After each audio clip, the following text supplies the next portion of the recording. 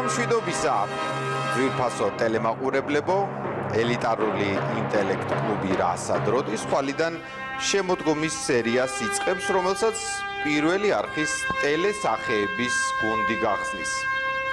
საღამომშვიდობისას ნათლად დილამშვიდობისას გეუბნებით ბატონო წამყვანო და ბატონო მოაზროვნეებო და მოდით ბატონო წამყვანო თქვენის ნებართვით წარუდგინოთ ჩვენი გუნდი ჩვენს ტელემაყურებლებს.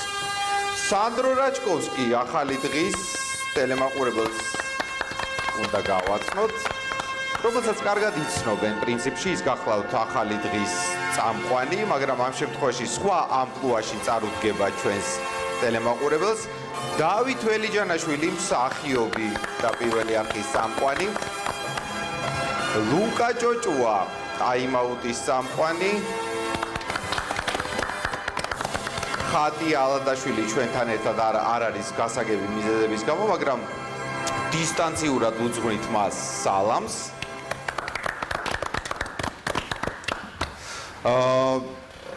ნიკა ლობილაძე, დღის კოდის წამყვანი, შესანიშნავი ინტერვიუერი, ასევე მას მივესალმებით. და გუნდის კაპიტანი გიორგი გვიმრაძე, ასევე ტაში დაუკრათ. ესე იგი, მოგრძელებული ტაში, რატო ომახიანი ტაში, მოგესალმებით ყველას, ძალიან დიდი მადლობა. კი ბატონო, და აი ახლა ველოდებით ბატონ წამყვანს, რომელიც აი ახლა იყო, ვისი ხმაც გვესმოდა, დავით გორგილაძეს, რომელიც შემოგვერდება. მანამდე კი დილამშვიდობის, როგორ ბრძანდებით? აჰა. სალამი მეგობრებო, კიდევ ერთხელ, მაგრამ მანამ სანამ დავიწყებთ საუბარს, მე მაქვს პრივილეგია, რომ დავსვათ შეკითხვა. და არა მხოლოდ შეკითხვა დავსვათ, არამედ შემოგთავაზოთ შავი ყუთიც. შავი ყუთი სტუდიაში.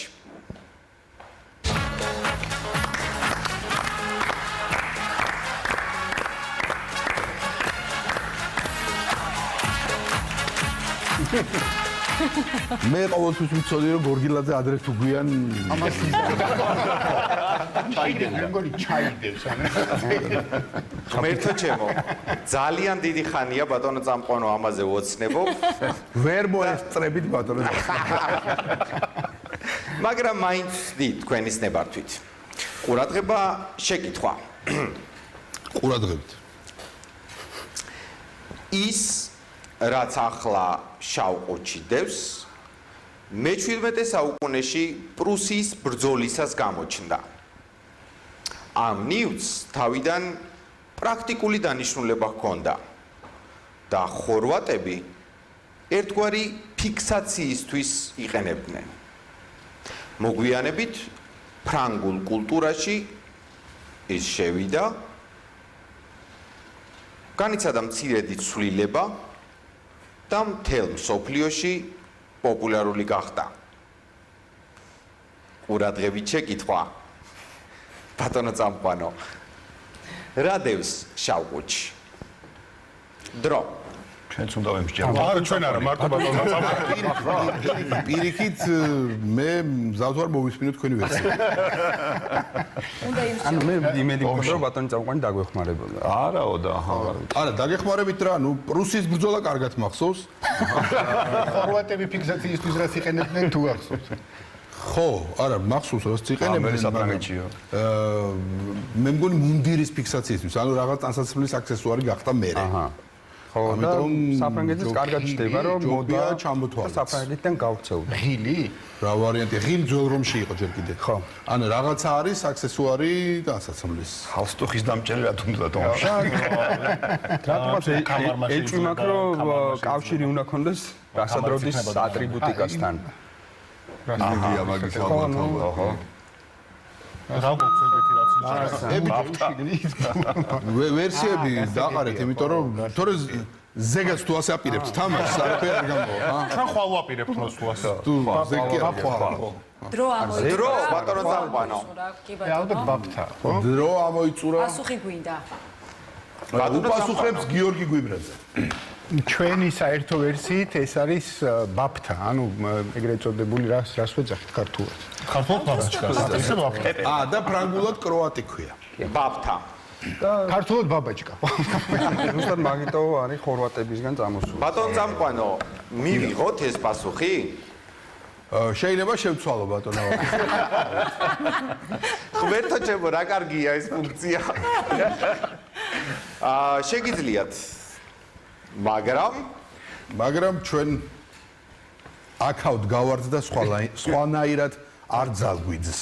ამიტომ იყოს ბაბთა შავკუჩი. ბაბთა. კი ბატონო, რა გაეწყობა?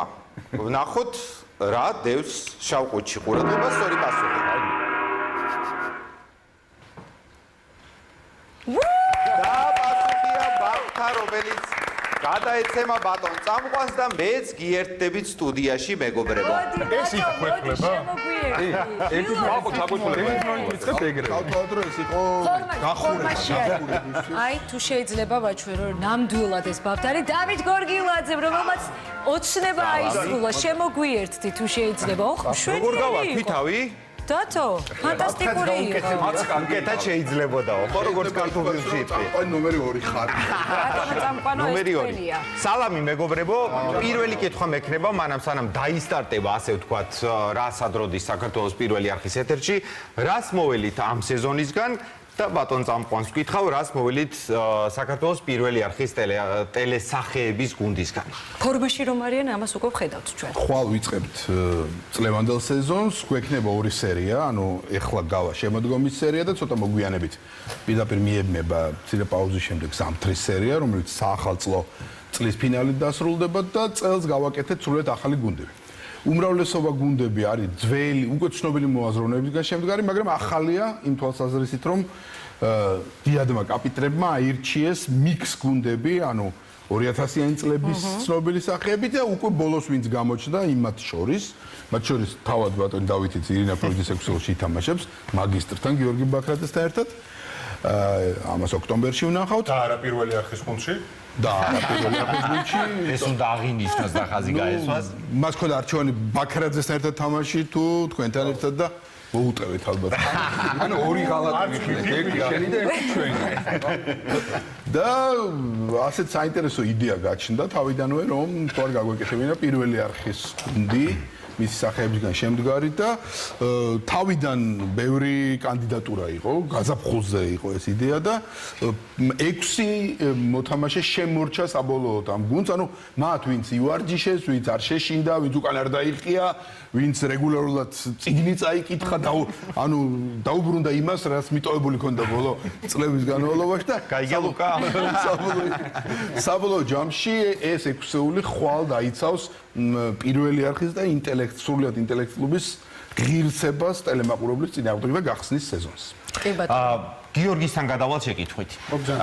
მე მახსოვს ჩემი პირველი განცდა, როდესაც ინტელექტ კლუბში მოვხვდი. და ეს იყო სატელევიზიო თამაში და მართალი გითხრათ ბავშვობიდან როცა ვაკვირდებოდი, უყურებდი ამ თამაშს და ვიყავი გულშემატკივარი, ვერც კი წარმომედგინა რომ აი ამ სარკეებიან დარბაზში ოდესღაც ჩავჯდებოდი აი ამ სავარძელში და მომიწევდა რაღაც შეკითხვებზე პასუხის გაცემა ან ვერ გაცემა. რას ნიშნავს თქვენთვის პირადად და გუნდისთვის აი ეს თამაში? რაღაცა თავისთავად ეს რაღაც ახალი გამოცდილებაა, რომელზეც მეც არ მიფიქრია, რომ შესაძლებელი იყო ამგვარი გამოცდილება ჩემს ცხოვრებაში დამდგარიყო, იმიტომ რომ რაღაცა მქონდა თითქოს რაღაც უნივერსიტეტში სწავლის დროს ამ სპორტულ ლიგასთან მცირე შეხება, ძალიან მცირე შეხება, მაგრამ არ გაგრძელებულა დიდხანს და მოკლე ხანი იყო და იმის შემდეგ აღარ მქონია ესეთი კონტაქტი ამ ყველაფერთან, ძალიან საინტერესო გამოცდილება იყო და ძალიან მნიშვნელოვანია ის რომ და საპასუხისგებლოც ასე ვთქვათ, რომ პირველი არხის არა უბრალოდ გუნდის წევრი ვარ, არამედ მეტიც კაპიტანი და ნახოთ ეს ყველაფერი ხვალ გამოჩნდება. ნახოთ. კაპიტანს შეუძლია მოიგოს თამაში და შეუძლია წააგოს. ოკეი. ვიცი კი. ნიკა და ლუკა, თქვენთან მაქვს საინტერესო მიმართულების კითხვა, იმ ხრივ რომ ხართ დიდი ხნის მეგობრები და ახლა გიწევთ მრგვალ მაგიდასთან ერთად თამაში. რას ნიშნავს თქვენთვის ეს დუეტი? ინტელექტ ვირტუალური დუეტი. ასე ვთქვათ, როგორ დაეხმარებით ერთმანეთს თამაშის დროს. ერთი საერთოდ არ დავეხმარები. არა, ხო, საინტერესო მოცემულობა, იმიტომ რომ ზვიდა მაგიტო, ხო? ალბათ არ დაეხმარებით. არც მიფიქრია კლუბს, სადაც ის ხალხია, ვინც ჩვენს შემდეგ ითამაშებს, თავხედობა მაგაზე ფიქრი. მაგრამ ხო, არა, საინტერესოა, იმიტომ რომ ადამიანები რომ მე ვფიქრობ სოკარისგან 300 ლიტრი ბენზინი.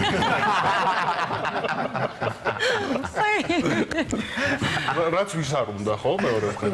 ხო, არა, საინტერესო მოცემულობა, იმიტომ რომ ადამიანები, რომლებიც ამ გუნდში ვართ, ძალიან დიდი ხანია ერთმანეთს ვიცნობთ, გვაქვს პროფესიული კავშირი, მაგრამ ამ სივრცეში მოვხვდით პირველად, არ გულისხმობ მხოლოდ აი ამ დარბაზს, რომელსაც ახლა კადრში ვხედავთ, გულისხმობთ მთლიანად მოძრაობას, ხო, რომელიც მოიცავს ძალიან ბევრ სხვა საინტერესო ამბავსაც, მათ შორის სამოყვარულო ლიგასაც და აი ამ ვარჯიშით მივედით იქამდე, სადამდეც მივედით და მე მგონი რომ ძალიან საინტერესო არის ჩვენთვისაც და საინტერესო არის მაყურებლისთვისაც, იმიტომ რომ ვიცით მაყურებლის რეაქცია როგორი იყო წინა სეზონებში, როდესაც გადატვირთვა მოხდა ინტელექტ კლუბში და გამოჩნდნენ ახალი მოაზროვნეები და ეს საინტერესო გამოცდილებაა, იმიტომ რომ ბაქრაძე ვიცით რომ აი ის ყველაფერი. ესე იგი შესანიშნავი 6-ეული თუ ჩვენ ხატია ალადაშვილი ვახსენოთ, რომელიც აქ ჩვენთან ერთად არ არის, მაგრამ დისტანციურად ვიყურებთ ძალიან კი, ნამდვილად ლუკა, ესე იგი როგორ გამოგადგა? მინდა ჯერ ისიც აღვნიშნოთ, რომ ძალიან ღირსეულად არის წარმოდგენილი სპორტული რედაქცია შესანიშნავ 6-ებში. კი, ჭარბად და აი სპორტული აზარტი გეხმარება ამ ყველაფერში? სხვათა შორის თუნდაც გუნდურობის ნაწილში სპორტის ამ გუნდურ სახეობებს ძალიან გავს, უნდა დააკვირდე როგორ თამაშობენ შენი თანაგუნდელები და მათ უნდა აუწყო ფეხი და ეს შეთამაშების ნაწილშიც მანამდე ვარჯიშები ძალიან დაგვეხმარა, უშუალოდ სატელევიზიო ეთერი უკვე განსხვავებული იქნება, ამაში დარწმუნებული ვარ და განსხვავებული გამოცდილება იქ მეტი სტრესი არის მოთამაშეებზე, მაგრამ მთლიანობაში ეს გუნდურობა აერთიანებს სპორტთან მგონია რასადროდის და ნიკუშას უნდა დავეთანხმო, მთლიანობაში იყო ძალიან საინტერესო გამოცდილება, არა მხოლოდ თამაში, არამედ აი ეს მანამდე მოსამზადებელი პროცესით. და კბილი ლუკმა შემოვიტოვეთ ბოლოსთვის. სანდრო რაჩკოვსკი, რომელიც არაერთი 10 წლეულზე მეტია, რაც ამ თამაშია ჩართული და ამ შემთხვევაში თამაშობს საქართველოს პირველი არხის გუნდში. ადამიანებთან, რომლებსაც ნაწილს ჰქონდა რაღაც გამოცდილება, ნაწილი ახალია ამ თემაში. როგორია შენთვის აი ამ გუნდში თამაში, რას გაძლევენ ეს მოთამაშეები და რას აძლევ შენ ამ გუნდს? პირველ რიგში ერთი რამე მინდა ვთქვა, რაც აი ცალსახად ყველანაირ დიდაქტიკას არის მოკლებული. მე არ მინახავს დამწყები ამ სფეროში დამწყები ადამიანებს ესე მალე აიღოთ ალღო თამაშისთვის. ანუ ყოველი ვარჯიშის შემდეგ ჩანდა თუ რამხელა პროგრესს განვიცდიდით მთლიანად გუნდი როგორც ერთეული. და ამ მხრივ იყო ძალიან საინტერესო ჩემთვის, იმიტომ რომ მე 20 საუკუნიდან ვთამაშობ ამ თამაშს.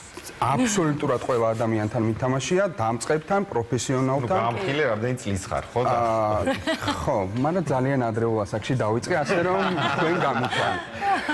მოკლედ, სკოლის ლიგაშიც კი აქ თამაშები მოკლედ ძალიან კარგი იყო და გულწრფელად ვამბობ, რომ არ ველოდი თუ ესე განვითარდებოდით როგორც გუნდი. ასე რომ ძალიან საინტერესო თამაში ელის სხვა ტელემაყურებელს. და დავით ველიჯანაშვილი ყავს ჩვენ სტუმრად. ეს უცნაური შემთხვევა, მეგობრებო. მე არ ვიცი დავით ველიჯანაშვილი ვის გულს შემატკივრობს. აი ამ გუნდს, რომელშიც თამაშობს თუ გუნდს, რომელშიც მე ვთამაშობ, რომლის კაპიტანიც გახლავთ დავით ველიჯანაშვილის მეუღლე, ჩემი კაპიტანი ირინა ფრუიძე. აი ამ გზაგასაყარზე გვესაუბრე ძალიან გთხოვ. რა უფრო გაგიხარდება თქვენი გამარჯვება თუ სახლში მშვიდობით მისვლა?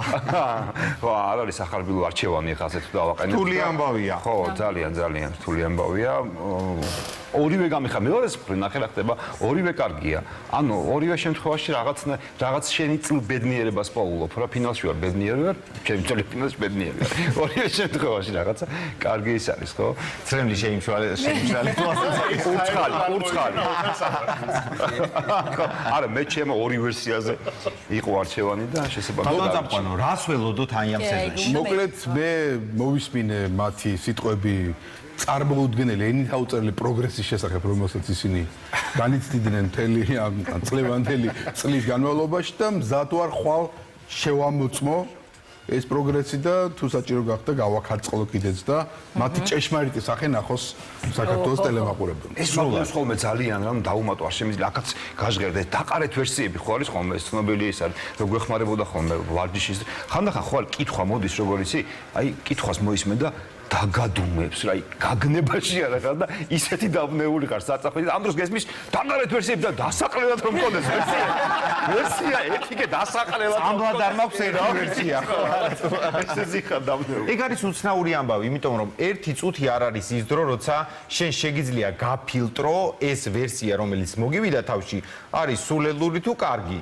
და ფიქრობ თქვა თუ არ თქვა იმიტომ რომ ძალიან ისე ხო არ გამოჩნდები ტელემაყურებელში და დროთა განმავლობაში ამას ეჩვევი, კი, უნდა თქვა, აუცილებლად. ძალიან ხშირად ვერსია, რომელიც ერთი შეხედვით სულელური შენ თვითონ გეჩვენებოდა და არ თქვი აღმოჩნდება ხოლმე ერთადერთი სწორი. კი ბატონო. ეს ხშირია და ამიტომ ეს ფუნქცია გაფილტრის დაუტოვოთ კაპიტანს და შენ თქვი რაც მოგივა, რაც არ უნდა სისულელე ერთი შეხედვით იყოს, ჯობს თქვა და მე განსაჯოს კაპიტანმა, იმიტომ რომ შეიძლება ვიღაცამ დაიჭიროს ეს პასი. ის რაც შენ სისულელე გეჩვენება, სხვამ დაიჭიროს იმაში ლოგიკა და მე ეს განავითაროს ეს თემა. და რაღაცნაირად გამოდნეს სწორი ეს არის თამაში, ხა როგორც წესი გუნდი როცა პირველად თამაშობს უჭირს ხოლმე ამოქოქო, ანუ მე ეს მინდა მათ უთხრა რომ ან თავიდან პასიურობს ხოლმე გუნდი, იმიტომ რომ სანამ აზრზე მოვა რა თქვია და ნუ მე ამოიქოქება ხოლმე და იქნებ ამ გუნდმა ამ ტრადიციას არიდოს. ბატონ წამყვანო, მე არ ვაპირებდი ამ კითხვის დასმას, მაგრამ მაინც გავბედავ, ასე ვთქვათ. თამაშობს ძალიან ბევრი რამდენიმე კარგი გუნდი. ხო, გამოცილი კაპიტნების ხელმძღვანელობით და ძალიან კარგი შემადგენლობით პირველი არხის სახეების. თქვენ წინასწარ გაქვთ ხოლმე იმის წარმოდგენა, ვინ იქნება გამარჯვებული დაახლოებით მაინც. ნუ მესმის რომ ყველაფერი არის დამოკიდებული ბზრიალაზე, რომელიც როგორ მოიტანს შეკითხვას, რა კითხვას მოიტანს. დაახლოებით თუ გაქვთ წარმოდგენილი, აი ამ სერიაში ვინ იქნება გამარჯვებული და გამოჩნდათ, გამომზეურდა თუ არა ბროლის ბუს კანდიდატი. პროგნოზები როგორია? მოდით ასე ვთქვათ, ვინაიდან მე ამ კლუბს ხელმძღვანელობ უკვე ბოლო 25 წელი სრულდება წელს, რაც პირველ არხზე 96-ში გავიდა ეს გადაცემა. მე ყველა სხვასთან შედარებით ზედმიწევნი ზუსტად ვიცი ვინ რისი გამომცნობია. ანუ რასაკვირველია შეიძლება 1-2 ჯერ შევწდე, მაგრამ ძირითადად ყველა მოაზროვნეს 99%-იანი ალბათობით გეტყვით ეს კონკრეტული მოთამაშე გამომცნობი არის თუ არ არის. აი ეს ბევრის გამომცნობი არის ხოლმე. ეს არა, ამას აქვს დიდი ნიჭირო, სხვებს აკმევინოს ვერსია და მე ეს აიჩეს. და აქედან გამომდინარე რაღაც პაკეტი რო კეთდება თამაშის, რომელსაც ჩვენი თავი რედაქტორი კრავს, მე პროგნოზირებ ხოლმე რომ ამას გამოიცემ, ამას ვერ გამოიცემ, როგორც წესი ეს მართლდება. აი ამ გუნდის შემთხვევაში ეს მიჭირს, იმიტომ რომ მე არ ვიცი მათი თამაში ვინაიდან არ მინახია. ისინი არ არიან პროფები, სანდრო რაჭკოვსკის განსხვავებით, ამიტომ პროგნოზირება რა შეიძლება მოუვიდეთ, რა ვერსია, რა გამოიცნო, რა ვერ გამოიცნო, ძალიან რთულია. სხვა გუნდებზე ასე თუ ისე ამის პროგნოზირება შემიძლია, მაგრამ ამაში ყოველთვის ერევა და კორექტივი შეაქვს ბზრიალას, რომელსაც შეუძლია ისეთნაირად, ისეთ თანმიმდევრობით დაალაგოს ის კითხვები, რომ ვერავინ ვერანაირ ასე ცვლილებას თამაში ვერ შეიტანს და ნუ როცა მეკითხებიან ბროლის ბუს კანდიდატი ვინ არისო, აქ როგორც ფეხბურთში ვთქვათ, ან მესი უნდა უპასუხო და ან რონალდო, გიორგი ბაქრაძე ყოველთვის არის ბროლის ბუს კანდიდატი, იმიტომ რომ თუ ყველა სხვამ ვერ ითამაშა და ჩააგდო თამაში, ყოველთვის ამოხტება ბოლო მომენტში ბაქრაძე და იმ თავის რაც ბოლო წუთზე იმ გოლს გაიტა. და ბოლოს სიტყვები იმედი მაქვს, კი. კაპიტანს მინდა გუნდის კაპიტანს ვკითხო, როგორი მზაობა გაქვს შინაგანად? საბრძოლო, კი ბატონო, თქვენ შემთხვევაშიც ასე არის. შემართებულად. ხვალ რაღაცა განსაკუთრებული ამბავი მოხდება საქართველოს პირველ არხზე.